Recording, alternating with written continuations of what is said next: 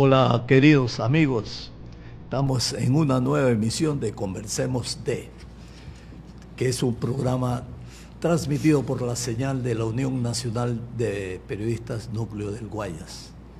Esta vez conversemos de Guayaquil y su futuro. Y para esto tenemos un invitado muy especial que será presentado por Julia. Adelante.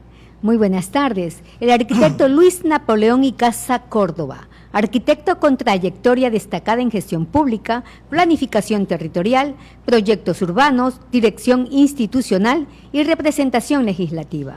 Ha liderado organismos internacionales académicos y gremiales, impulsando políticas públicas, desarrollo territorial y fortalecimiento institucional.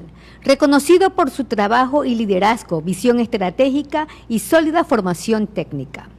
Ha trabajado como consultor nacional en el Ministro de Turismo del Ecuador, vicepresidente del Parlamento Latinoamericano, diputado nacional de lo que fue el Congreso Nacional del Ecuador, director regional de la Junta Nacional de la Vivienda, presidente del Colegio de Arquitectos del Guayas, asesor técnico de la Gobernación de los Ríos, director del Departamento de Obras Públicas de la Municipalidad de Machala, decano de la Facultad de Ciencias de la Universidad de Machala y profesor fundador Universidad Técnica de Machala. Bienvenido a este espacio. Muchas gracias, mi licenciada. Gracias, licenciado. Es un honor para mí estar en esta radio, en este tratamiento de conversar, dirigido por la licenciada Marta Ruiz, que a los años nos vemos con gran cariño precisamente, y a estos colegas de ella, profesionales en el periodismo. Un granito de arena es lo que yo aportaría en esto de Guayaquil frente al futuro, 2035, 2050, Guayaquil, ciudad-región. Sí. Arquitecto, bienvenido nuevamente, ¿no?, a nuestro programa televisivo. Yo lo quiero felicitar a nombre incluso de nuestro programa Conversemos de, por ser parte de ese importante libro Guayaquil frente al futuro, ciudad-región 2030, 2050, 2035. 2050, ¿no? Que es elaborado y editado por el Grupo Guayaquil Bicentenario Dr. Francisco Huerta Montalvo, que ha sido lanzado hace pocos días en nuestra ciudad. Tuve el honor de ya tener este libro gracias al amigo y colega profesional José María Fuentes, ¿no? Y tuve también la oportunidad de hojearlo, ¿no?, porque recién me lo entregó hoy día, ¿no?, y yo estoy muy agradecido por eso. Y me di cuenta que esta obra es una obra que se ha hecho primera vez en Guayaquil y es muy importante. Considero que este libro no es para tenerlo guardado, este libro es para leerlo de comienzo a fin, especialmente por las autoridades de nuestra ciudad. Este es un mensaje que veo que ha sido dado por el doctor Francisco Huerta Montalvo, ¿no? Así que del libro vamos a hablar un poco más adelante, ¿no? Arquitecto, usted estuvo en altos cargos de la función pública de algunos gobiernos. ¿Qué experiencia le dejaron? ¿Salió con la satisfacción del deber cumplido? Es una pregunta interesante. Debo decir que fueron las circunstancias de la vida del ser humano, le otorga ciertas cosas, capricho de la vida, muchas veces ni buscado, encontrado por circunstancias y por algo muy interesante. Te digo, mis queridos licenciados, la lealtad. Exacto. Mi lealtad posiblemente jugó un papel primordial en la vida. Yo pedí a una amiga que tenía sus labores de emprendimientos grandes, una oportunidad de construir unas villas en el Banco de la Vivienda. Esa es historia verídica de esta persona. Y entonces ella le llevó mi currículum al arquitecto Sixto Urán Ballén, a quien lo conocía ¿Quién no conocía al arquitecto Sixto Durán Ballén? Por supuesto, y más aún como arquitecto que soy y habiendo sido yo presidente del Colegio de Arquitectos, conocía la labor del arquitecto, miembro del Colegio de Arquitectos del Ecuador y encima de eso, alcalde de la capital de la República. Así es. Y le llevó mi libro, mi escrito, mis hojas de vida. Pasó a las 2 semanas, pregunté a la señora y me dijo, el arquitecto se quedó con su hoja de vida, por lo tanto él lo va a llamar. El arquitecto a las 2 semanas me llama y me dice que me espera en la Junta de la Vivienda en la fecha tal. Estuve, oh sorpresa, que me da el cargo de director regional de la Junta de la Vivienda. No esperaba aquello. A los meses y mucho tiempo después, pregunté a qué se debió. Y me contestaron, tu currículum, Napoleón.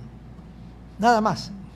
No había otra. Mi intención era construir casas, que es mi profesión, proyectar y construir, pero me sucedió lo otro. Pero tuve la ventaja y suerte de que ahí trabajaban en la Junta colegas, amigos, profesores de la universidad, donde yo también era profesor. Y tuve la colaboración de todos los colegas, tanto arquitectos como de ingenieros. Y funcionó y construimos la mayor parte de sauces. También obras en la provincia de Los Ríos y provincia del Oro, en la cual era mi jurisdicción. Eso se debió a que estuve en la Junta de la Vivienda y entregamos la vivienda en la fecha que el señor presidente de aquel entonces, el ingeniero León Febres Cordero, pudo entregar justo antes de terminar su mandato todo sauce en beneficio de Guayaquil. Interesante, arquitecto. Bueno, y eso está destacando usted su labor realizada durante su profesión como arquitecto, pues no, constructor de obras y bueno, y también con ello enriquecer la belleza urbana. Pero hablemos un poquito de la política, porque usted también participó en la parte legislativa de la historia de esta nación. ¿Cómo le fue en su participación como diputado del entonces Congreso Nacional y si puede recordar alguna ley destacada? Hablé hace unos momentos de la lealtad. Cuando terminé el mandato en la Junta de la Vivienda, al día siguiente dije a mi señora, voy a trabajar por la tercera oportunidad del arquitecto Sixto Durán Ballén. Ni él sabía aquella historia, ni él tenía idea de que podía volver. Y comenzamos con un grupo de amigos a trabajar en la Guayaquil, provincia del Guayas, Los Ríos y el Oro. Y así comenzamos, y después se hizo partido, y sucedió lo que tenía que suceder, que Sixto era candidato, formó su propio partido, y sucedieron por casualidad, porque fue casualidad el que me propuso él ser candidato a diputado. Y le decía, y aquí lo van a saber públicamente, primera vez que lo cuento públicamente, siempre se dice que los candidatos debe ser uno de la sierra, uno de la costa, o uno de la costa y después de la sierra. Y el candidato a primer diputado estaba el señor Roberto Dun. Con Roberto Dun, aparte de ser costeño, guayaquileño, fuimos compañeros de escuela y colegio. Exactamente, fuimos compañeros. Entonces yo le decía al arquitecto, Sixto, imposible, vamos a perder. El segundo puesto lo pierde. Sixto me dijo, te vienes a firmar. Sucedió. Al día siguiente, cuento otra anécdota, me fui a la central que teníamos, el pueblo de aquel entonces que estábamos en la central, porque no teníamos plata para hacer una campaña de segundo diputado.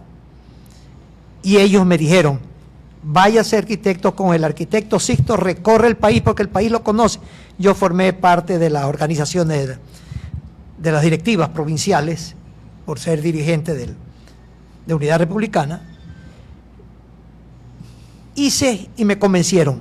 Con mi señora esposa recorrimos el país con Sixto, y lo que recorrimos en carro, día y noche, nosotros no anduvimos en el avión, de provincia en provincia, de ciudad en ciudad, viajábamos la noche y estábamos en madrugada en el lugar que iba a llegar Sixto esperándolo. Así fue nuestra campaña con mi señora. y hay una cantidad de anécdotas y todo que pasamos. Pero le cuento que salí siendo diputado y ahí fue ya otra historia. Bueno, en esa época, arquitecto, el Congreso era respetado, ¿no? Había honorables que valía la pena, ¿no? Es mala la comparación con lo que vivimos en estos últimos años. ¿Qué nos podría decir, arquitecto, de su paso por la presidencia del Colegio de Arquitectos del Guayas? Ustedes ya están preguntando cosas de la vida y gracias por eso. Y disculpen la audiencia, disculpen mi querida Marta, que pueda expresar. Fue satisfactorio. Tampoco fui candidato de la noche a la mañana. Así, yo regreso del Oro por circunstancias muy particulares, enfermedad. Y aquellos que fueron mis alumnos de pocos meses en la laica y algo de la católica, me pidieron que sea candidato a presidente del Colegio de Arquitectos. Yo le decía, vamos a perder. Si yo he estado en el Oro, sí, pues. Yo recién tengo medio año de que estoy de profesor en la facultad, nuevamente Facultad de Arquitectura. Vamos a ganar. Estos muchachos, yo no sé, tuvieron qué fe tremenda. Consulto con la familia, no perdemos nada y ganamos todo, porque ganamos.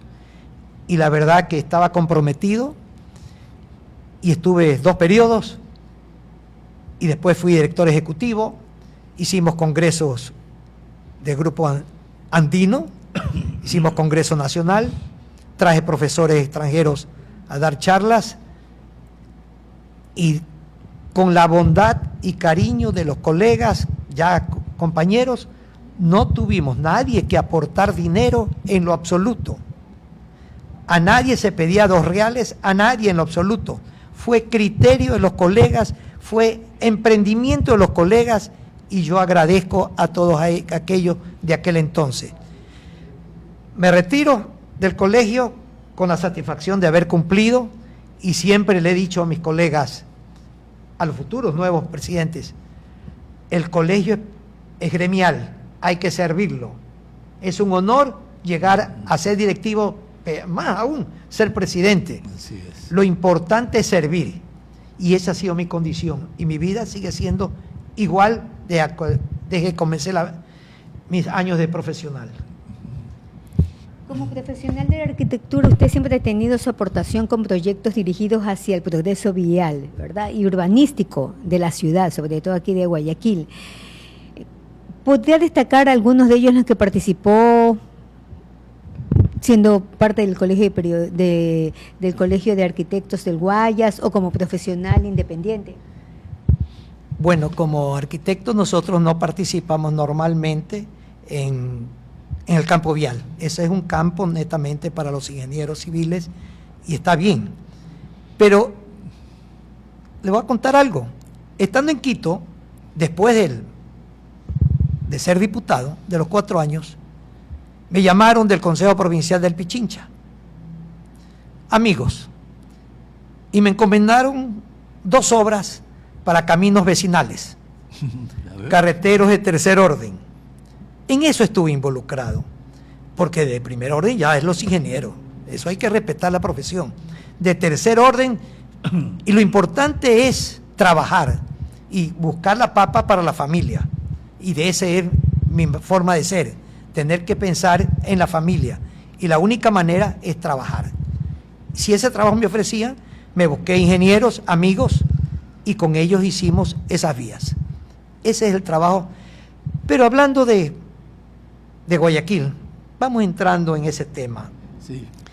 Yo creo que Guayaquil y creo que el Ecuador necesita otra visión, y ahí hablamos algo de política, otra visión. ¿Qué está pasando ahora o hace algunos años o hace muchos años? Se ha ido perdiendo esa visión de aquellos que llegan a funciones del Estado.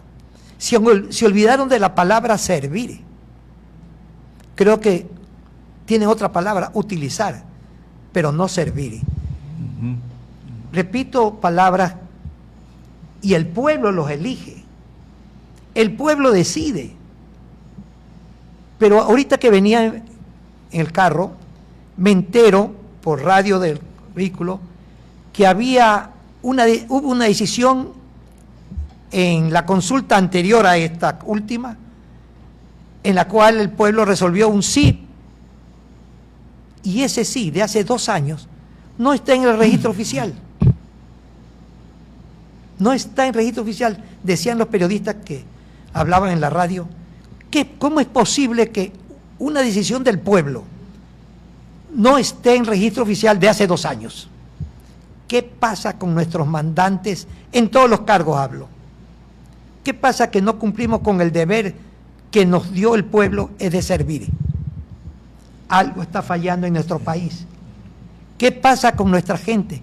¿O es su defecto de que antes los líderes se formaban en la universidad y ahora la universidad, por algún decreto de algún presidente, determinó que no se haga política en la universidad y no se crea líderes de cualquier condición? Veamos la FEUE de Antigua. Así es. Pancho Huerta pertenecía a aquella FEUE, Hurtado pertenecía a aquella FEUE, Roldós pertenecía a aquello, eran líderes, sea del lado que sea.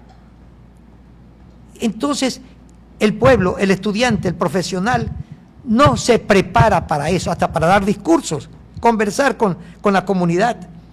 Yo sí sé lo que es dar un discurso al pueblo, le tiemblan las piernas a uno. Sí, sí. Eso se aprende andando con el pueblo, andando con ellos, viendo qué es lo que necesitan. Yo pregunto, ¿alguien sabe? Ojalá que sí haya mandantes que sientan lo que es un pueblo que con $1 no se puede vivir diario. Que hay 30 o 25% de la población ecuatoriana que vive con $1. Viven, yo no sé cómo viven. Por Dios, hay que sentirlo. Pero llega gente que no, me da la impresión que al menos no han ido, no han visitado. Peor, haber vivido. Entonces necesitamos que llegue gente que sienta al pueblo, que sienta la necesidad del convivir de un pueblo. No puede ser que una criatura de 8, 9 años, 10 años está sintiendo que sus padres no pueden dar comida porque no hay empleo. Y entonces, ¿qué hace este muchacho? Falta de reflexión. Viene alguien y lo convence, vende esto y gánate unos reales para que lleves a tu casa. Y ahí comienza a los jóvenes, a los niños, a entrar en esos caminos no correctos. Equivocados, sí. Ese es el problema mayor. Sí. Arquitecto, vamos a entrar de lleno a este libro importante. Estoy seguro que ya mismo nos ha de sacar la portada nuestro amigo Pedro Roldán. Tengo entendido que todo nace a propósito de los próximos 500 años a cumplirse de la fundación de Guayaquil en el año 2035.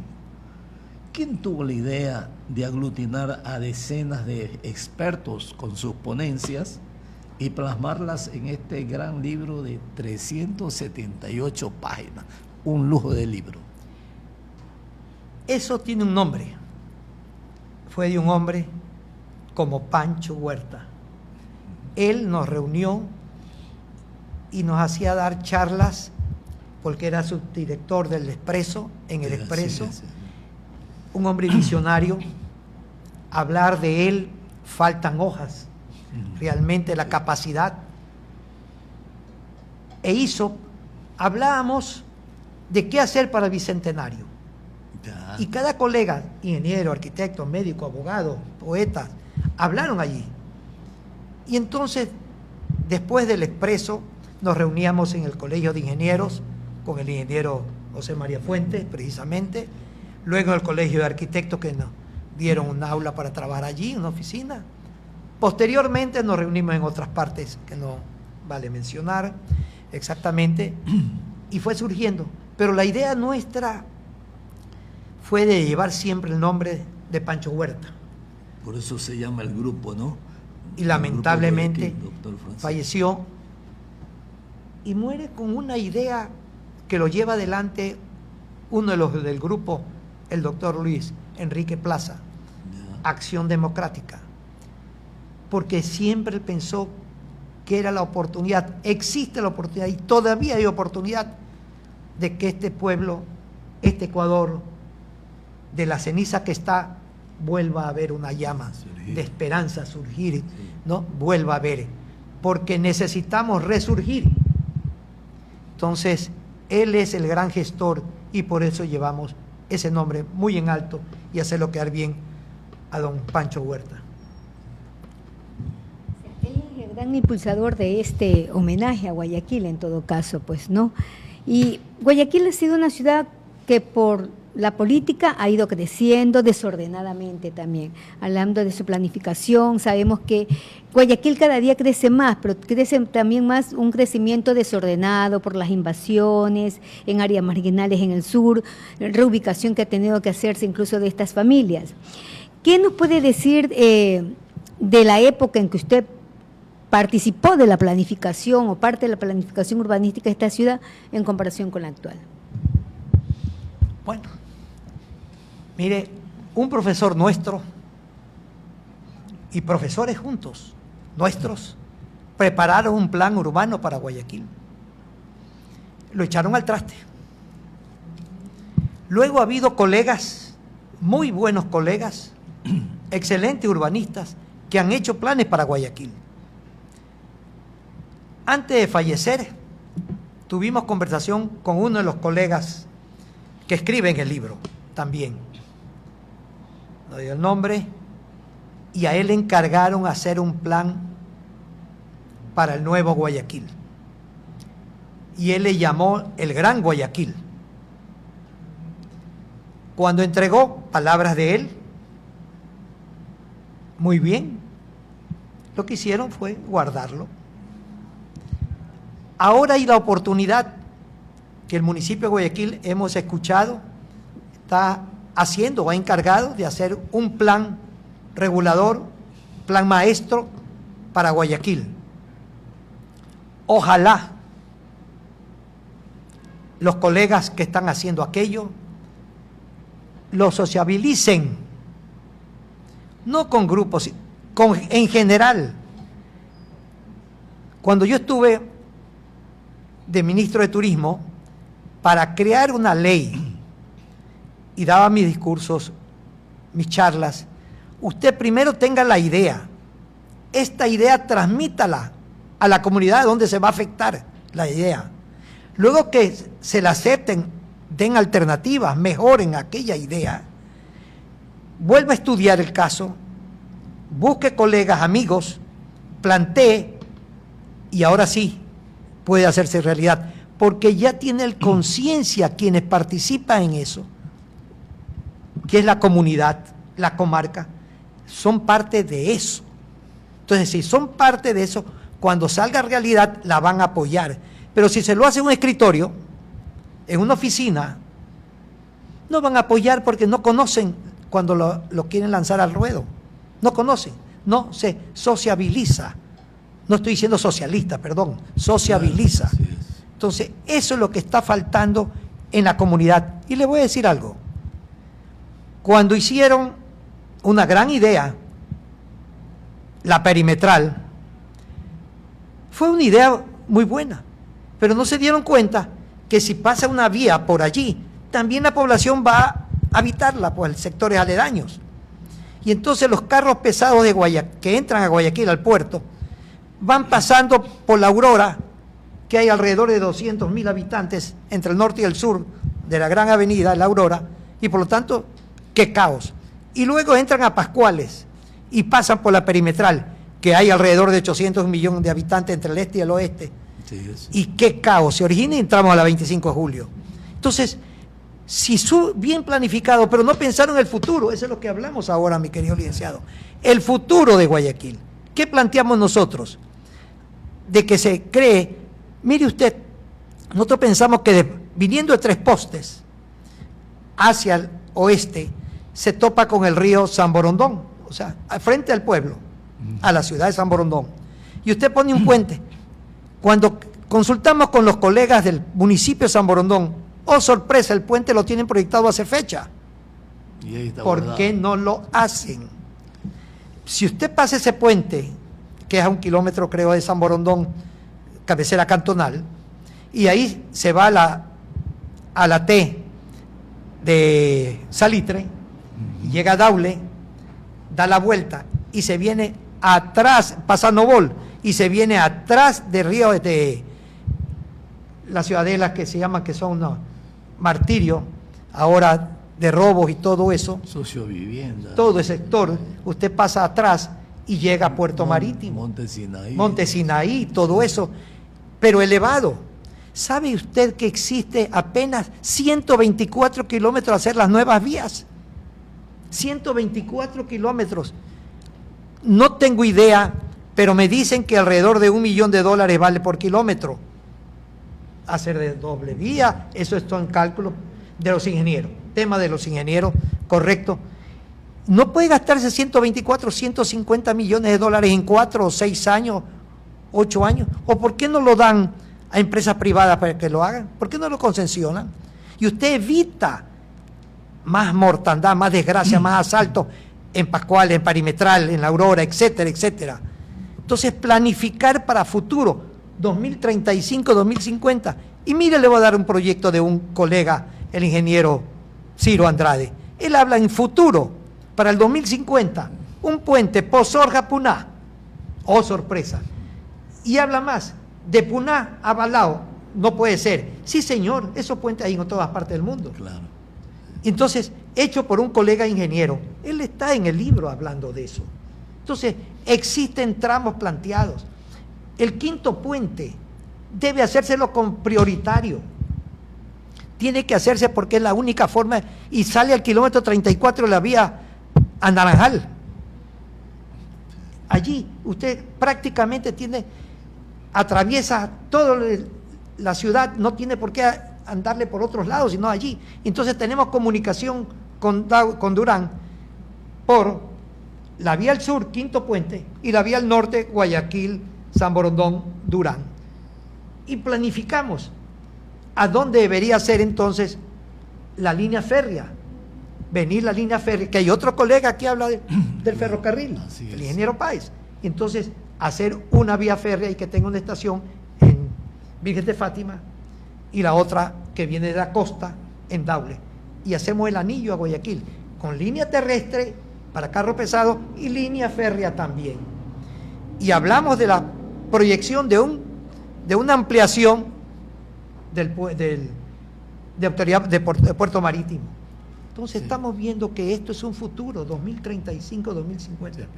Lamentablemente, arquitecto, yo he conocido que los proyectos llegan a los organismos seccionales, pero duermen el sueño eterno, los archivan. No sé si usted se ha enterado de eso, como el caso de las últimas cargos de alcaldía aquí en Guayaquil ha sucedido eso, ¿no? Eso he estado conversando con profesionales que están vinculados al municipio, ¿no? Entonces, analizando eso, lo que usted dice, arquitecto, viene la denominación de ciudad-región.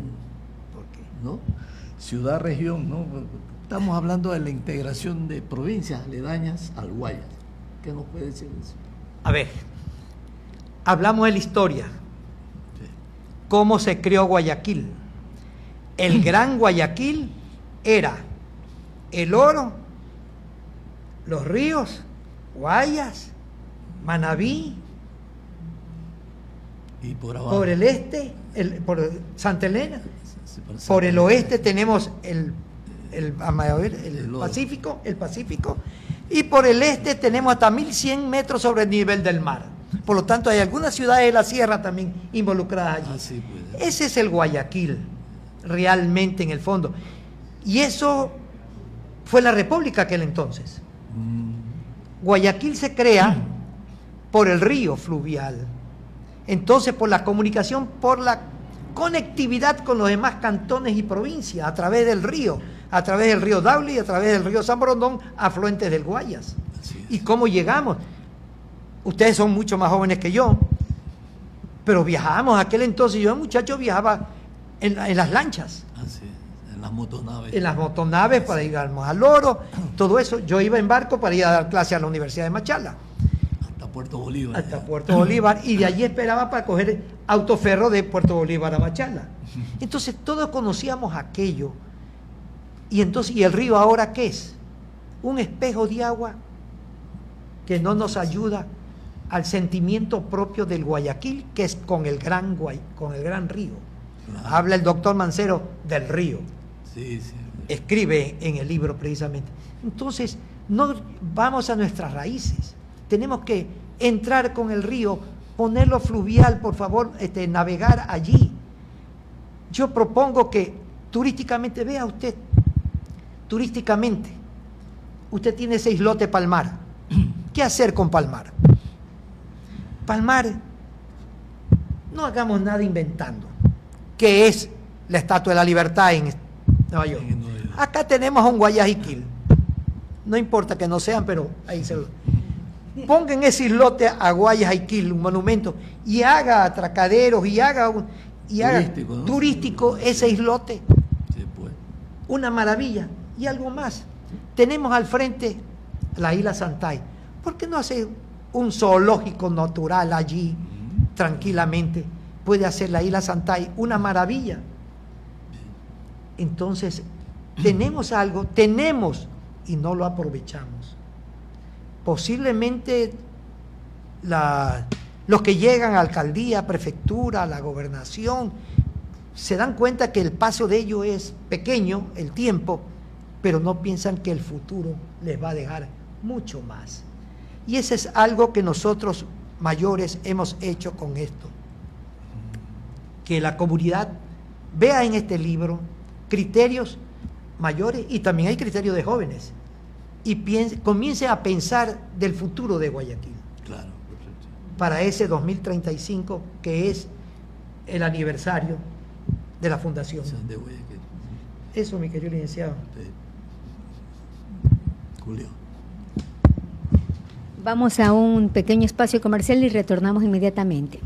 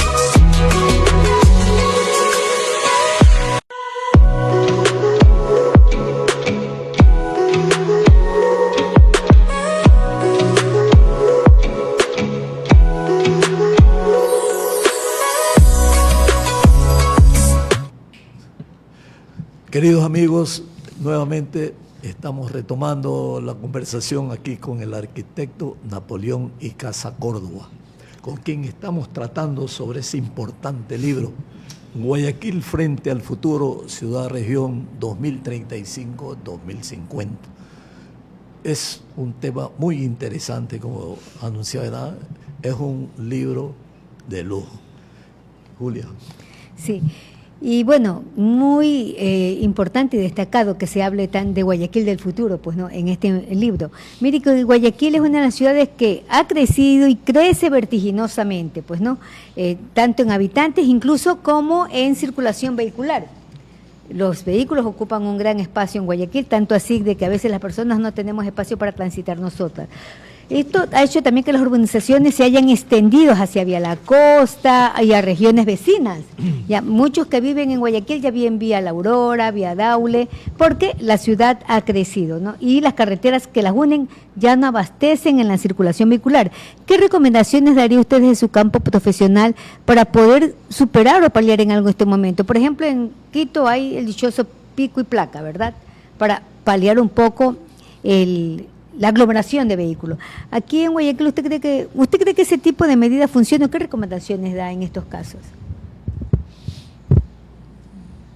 Son pico, placa, son paliativos. El problema en Quito sigue. Algo se ha hecho. Opinábamos que si hacíamos un puente entre San Borondón y Guayaquil, otro puente entre Daule y Guayaquil, íbamos a arreglar el problema vehicular. No se ha arreglado.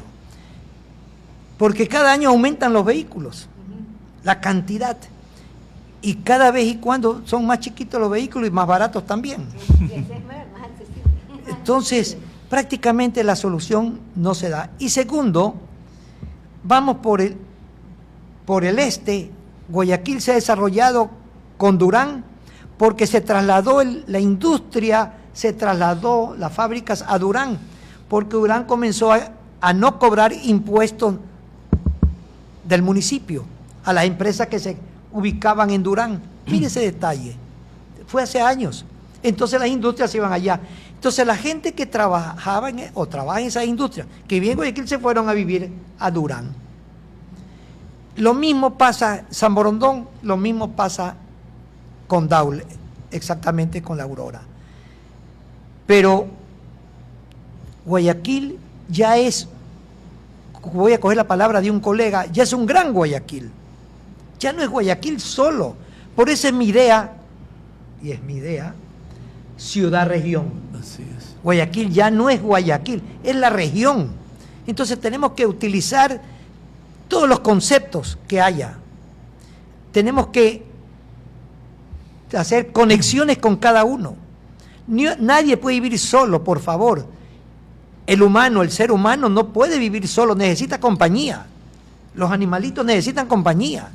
Una ciudad necesita compañía, no puede ser sola. Aquel eslogan Guayaquil por Guayaquil, sí, pero ya eso fue hace rato. Claro. Ahora debemos decir Guayaquil por la región, Guayaquil por la patria, pero primero, para poder subsistir nosotros, los guayaquileños, o los que vivimos acá, porque yo tengo una anécdota a quien le pagaba, a un colega, le pagaba por el trabajo que había realizado en mi obra, y le digo, de acuerdo al apellido, le digo, tú no eres de aquí, yo soy de aquí, arquitecto, pero tu apellido no es de aquí, yo soy de aquí, yo nací aquí. Él es guayaquileño, se sentía, no digo de dónde el apellido de él, pero así somos. Y yo quiero preguntar, de acuerdo a ancestros, ¿cuántos guayaquileños de hace de tatarabuelos hay aquí? Ya nada. Nadie. Sí, Todos venimos de alguna parte de la costa o de la sierra. del país, así Del es. país. Todos. Por favor, converjamos con eso. Le preguntaba a un colega cuyo apellido es Azuayo y él nació en Bahía. Y un señor colega, porque la familia de él en tiempo atrás pasó a Bahía a vivir y es muy querida en Bahía. Entonces, lo que quiero decir es que tenemos que convivir con nuestros vecinos de la costa y de la sierra. Por lo tanto, tenemos que hacer conectividad, conectarnos con ellos a través de la cuenca del río Guayas, fluvial, y a través de carreteros completamente cómodos, y a través de algo mucho más barato. Aquí alguien va al ferrocarril. 4 camiones llenos, 4, hacen un vagón. Toda esa mercadería la transporta un vagón de ferrocarril. Por lo tanto, mucho más barato que 4 camiones. Claro. Por favor. Entonces, veamos que el ferrocarril es necesario, urgente. Es urgente hacer el puente, el 5.º puente, no darle vuelta y seguir alargándolo. Abordemos, entreguemos a una empresa privada, mundial, lo que sea, pero honestamente los negocios. Perdón, eso sí, a ser honesto. Dijo Bukele que las obras las hacía porque ya el dinero iba completo a la obra. Me lo entienden todos. Entonces, igual, tenemos que ser éticos y honestos. Trabajar por el país, un país pequeño como el nuestro, con tantas cosas tan bellas, biodiverso, deberíamos estar de maravilla. Pero lamentablemente, el don dinero persigue a la gente. Arquitecto, yo considero que es necesario acondicionar un nuevo circuito de recorrido para los transportes pesados. En cuanto la compañera Julia le preguntaba le manifestaba sobre el congestionamiento vehicular que ya hay en este circuito entre Guayaquil, Salitre, Salitre y Daule, ¿no? Es necesario ese circuito, ¿verdad? Para, no sé por dónde, pero ya desviarlos por... Ya lo propuse, mi licenciado. Coja usted tranquilamente de 3 postes. Ahí, bueno, no mencionó los... Las 3 postes, Sí. ahí está en el libro, Sí. existe todo el diseño precisamente de toda la vía, Sí. pero hay que hacerlo ya, porque después es muy tarde. Entonces, aparte, voy a decirle algo de Guayaquil. Guayaquil se quedó porque se olvidó de hacer un tema, uno de los temas. Cuando alguien opinó, colegas mayores que yo opinaron de que se haga el monorriel. Es un alzado que venía la avenida Quito Machale y todavía es viable. Todavía es viable porque lo hemos estado estudiando un grupo de ingenieros y algunos arquitectos, cómo sería la vía del sur al norte y del norte al sur. Es necesario. Ya la hemos viado y la tenemos. Ese estudio se llama El corazón de Guayaquil. Porque a Guayaquil le falta el corazón. Voy a hacer una pregunta. En el año 1920, por allí, en la década de 1920, en esa década, se inauguró el puente 5 de junio de madera. ¿Sí o no? De madera. De madera. Sí, Y entonces el municipio de Guayaquil dijo que toda esta comarca de lo que es ahorita la Ciudadela Universitaria, Barrio Orellana, Ciudadela del Seguro Social, que está al lado de la Universidad Bolivariana, todo si usted viera las fotos, todo es área verde. Y dijeron, en ese entonces, está en la prensa de aquel entonces, que eso iba a ser reservado como pulmón de Guayaquil. Imagínense ustedes que en ese entonces, y yo les pregunto, comiencen a mirar el plano de Guayaquil y van a darse cuenta cuál es el centro de Guayaquil actual. Ya, sí. Es ese lugar. El corazón de Guayaquil.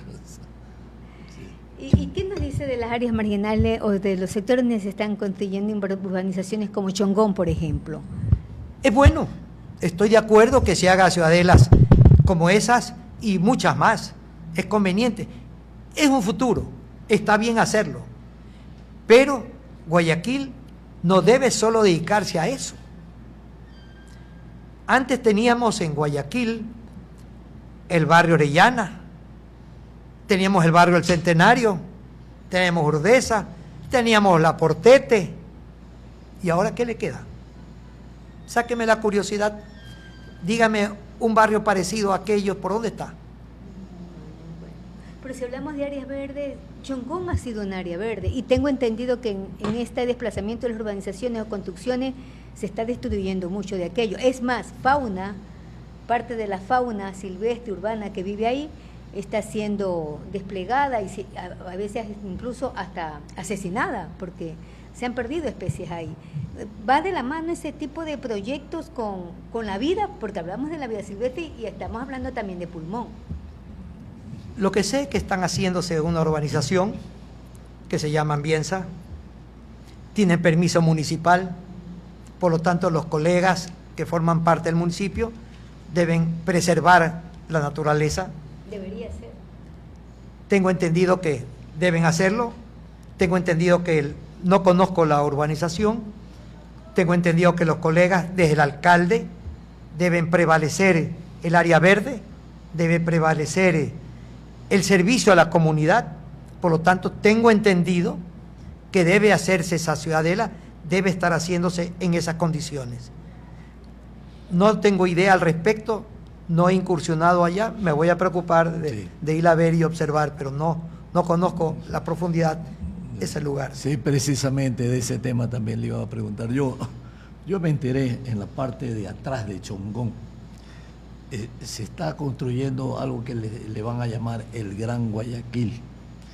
En ese sector también hacia abajo se va a construir el aeropuerto de Daular, que nunca lo han mencionado, pero está todo eso. Y obviamente yo le quería preguntar ahí, ¿usted cree que estará todo bien planificado? Porque hablar de planificación es hablar de áreas verdes, conservar la naturaleza, proteger el ambiente y ampliar las vías, ¿no? Yo le he hablado de la conectividad. Guayaquil se va a desarrollar en futuro con todo, y lo tengo en el libro, de manera elíptica, con las poblaciones que ya existen y que están siendo servidas por sus comunidades, por su municipio, llámese Milagro, llámese Yaguachi, llámese la misma San Borondón, llámese Durán, Naranjito y todos esos pueblos. Para allá se está yendo Guayaquil. Guayaquil, para mí, esto sí lo digo para mí, debe hacerse allá hasta el aeropuerto, porque si usted viene, mira, si pone el aeropuerto en Taura, está en el libro, por lo tanto no puedo si algo le iba a preguntar desconocer aquello. Usted tiene una comunicación a Taura a través del quinto puente al sur y por el norte tiene la carretera o la vía Guayaquil, San Borondón, Durán. Tiene derecho, directo llega.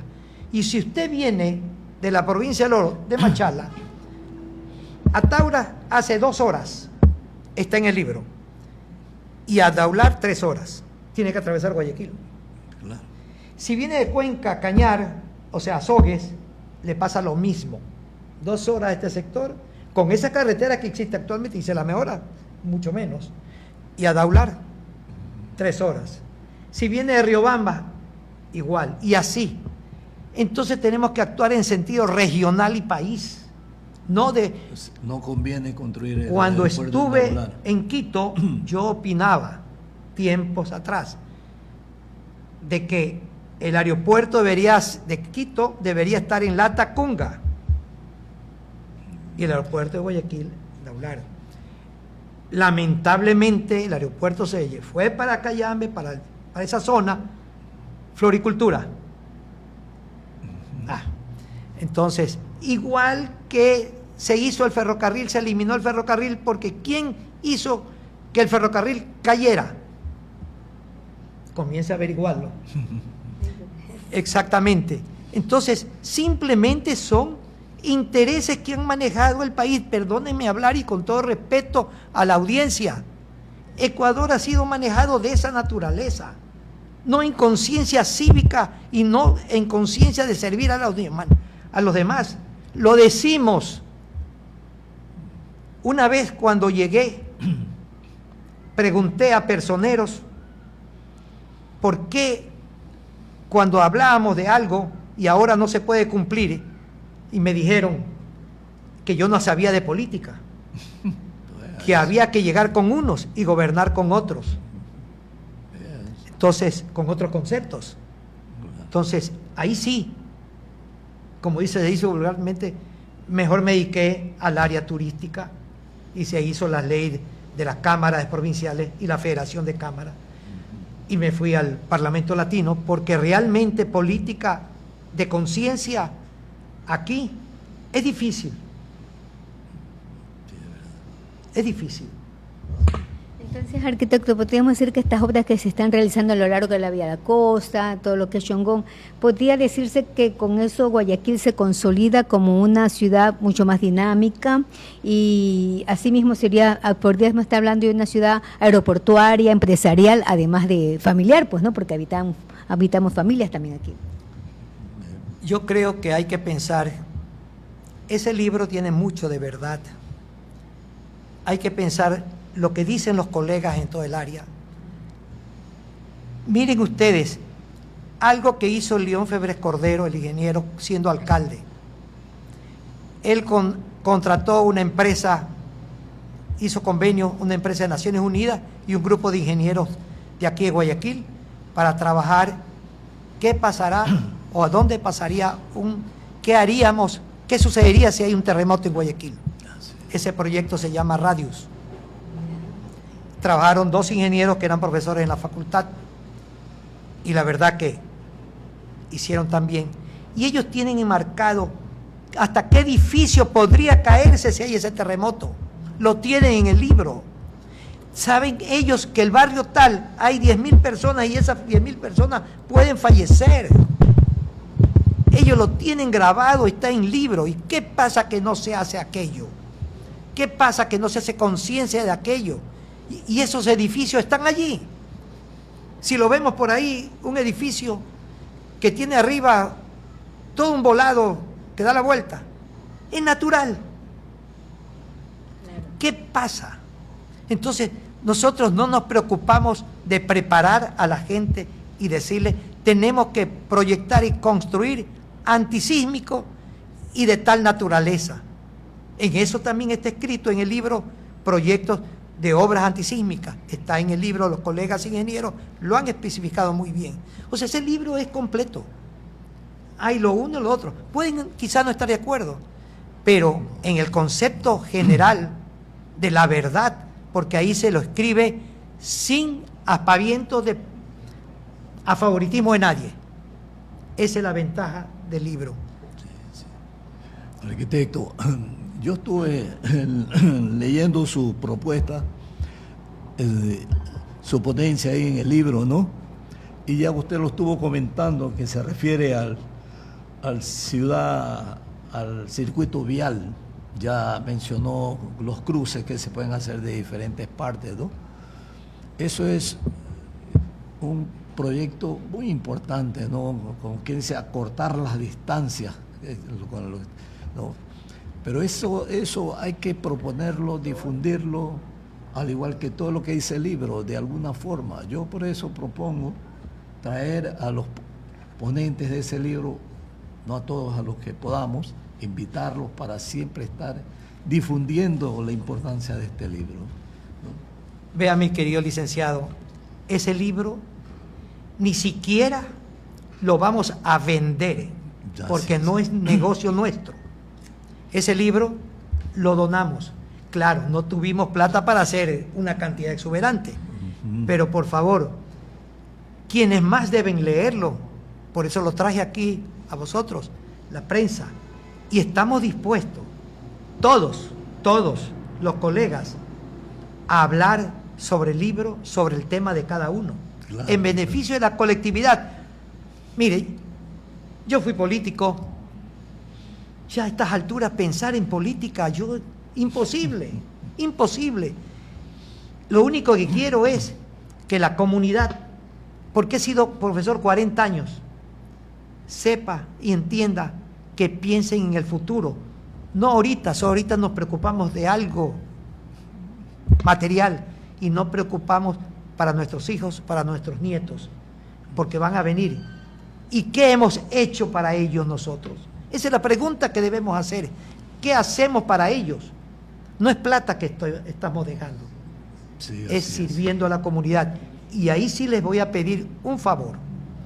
La prensa es todo, me parece. dijo Montalvo. Sí, así es, por eso es No repito las palabras porque no vamos a matar a nadie, pero por favor, si la prensa no divulga, no habla, no llama a todos estos colegas, podemos nosotros, el ingeniero José María y yo, darle los teléfonos de todos los colegas, llámenlo a su debida oportunidad y tengan una rueda, hagan lo que quieran conveniente, no hay mejor que ustedes. Bueno, para eso es la prensa. Está dispuesto para hacer eso. Total, y cuantas veces sea. Sí. La última pregunta. Sí. Bueno, aquí en este libro usted nos ha hablado de las respuestas en general que existen, usted con colega. ¿Hay una concreta suya, solo personal? Sí, la conectividad. Sí. Este nombre, Guayaquil frente al futuro, ciudad-región, con todo respeto, Sí, licenciado, señor. Esto es suyo. Ya, como dice el Montuyo, este soy yo. ya. Guayaquil frente al futuro, ciudad-región 2035-2050, y aquí está todo. Y mire, aquí están los artículos de la ley que puede hacerse. Con la ley, con la Constitución se puede hacer la mancomunidad de provincias de la cuenca del río Guaya. Aquí está la ley. Nunca se ha considerado eso, primera vez que lo están haciendo a Y través no lo he hecho porque a mí lo he visto en la Constitución. Sí, Y hay sí, alguien Están los también. artículos. Ahí están. Sí, estuve leyendo Pero eso. aquí algo. Las autoridades de las provincias Guaya, Santa Elena, Manabí, todas, deben unir sus esfuerzos y recursos en un trabajo conjunto que busque potenciar el desarrollo integral de toda una región. Esta alianza permitirá impulsar proyectos productivos, etcétera. Esto es lo que le decía, Sí. la ciudad, el territorio avanza en elíptica. Ese es el circuito vial. Este es el circuito, y aquí está el circuito vial. Sí, por eso. Este es el circuito vial que está. O sea, Sí. todo está aquí, y así los colegas, ingeniero eléctrico y todo, proponen todo esto. Bueno, arquitecto, para cerrar esto, la última pregunta. Usted ha sido recientemente elegido vicepresidente de la Cámara de Comercio de San Borondón. Sabemos que va a ser posesionado el próximo martes, si no me equivoco, el 2 de diciembre. ¿Qué proyectos tiene? En cortas palabras, por favor. Primero, sí, es cierto que fui pedido para ser vicepresidente de la Cámara de Comercio de San Borondón. Estoy preparándome. Nada, uno sabe todo. Así es. Por lo tanto, estoy preparándome para poder trabajar unidos con la presidenta, ¿no? Y llevar adelante esta Cámara. Lo que sí es cierto, por esa necesidad, se postergó. Va a ser en enero la posesión. Ah, ya. Sí, porque todo el mundo está en reuniones sí, y todo eso. sí. Entonces va a ser en enero, serán invitados Gracias, totalmente. muchas gracias. Y eso ténganlo por seguro, que van a ser invitados. Y esperamos, a través de la Cámara de Comercio, es unir esfuerzos para no solamente servir a los negocios, servir a la gente dueña de esos negocios. Así es. Ese, y más que nada, ese es mi pensamiento personal. Gracias a ustedes. Quedamos muy agradecidos, arquitecto, por su gentileza estar presente aquí en Conversemos de, ¿no? Cuente con este espacio para en cualquier momento que usted lo requiera, cuente con el apoyo nuestro, ¿no? Muchas gracias. No sé si me he extralimitado hablando. Gracias, Martita. Gracias a mis licenciados. Y Dios los bendiga a ustedes. Bueno, para cerrar, deja a Dios todos los días en tu corazón y nunca lo sueltes. Será hasta la próxima, queridos amigos. Pasen bien, tengan un lindo fin de semana. Ya.